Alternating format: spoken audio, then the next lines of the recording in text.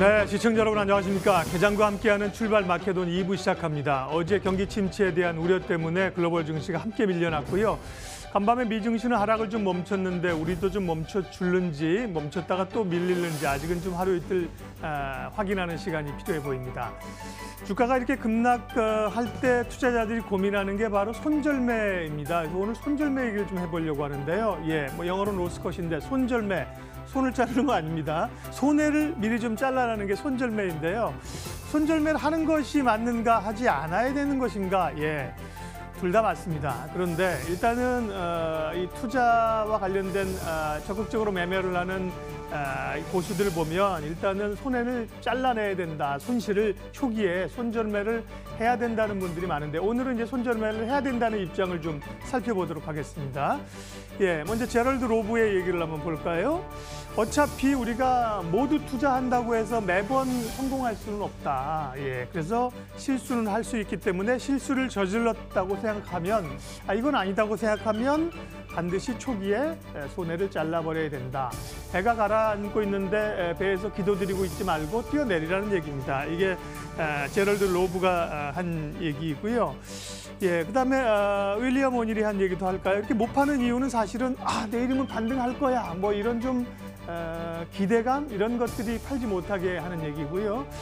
윌리엄 오닐은 이렇게 얘기하고 있네요. 손절매는 마치 우리가 보험에 드는 것 같다. 그러니까 보험이라고 하는 게 보험금을 비용이잖아요. 자동차 보험도 연간 뭐 몇십만 원, 100만 원 내지만 돌려받는 건 아니지만 위험에 대비하는 거거든요. 손절매도 보험과 같다.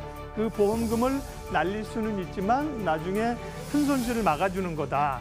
그러면 손절매를 어느 정도 비율로 할 것이냐 대략 기준이 다 다릅니다. 뭐 3%, 5%에서 과감하게 잘라내는 분들도 있고 대략 한 10% 정도를 손절 라인으로 잡는 분들도 있고 길게 보면 뭐 한 15%까지 잡는 분도 있는데 윌리엄 오닐은 개인 투자자들 경우 7, 8%에서 손실을 잘라버리라. 굉장히 좀 타이트하게 엄격하게 이제 잡은 겁니다.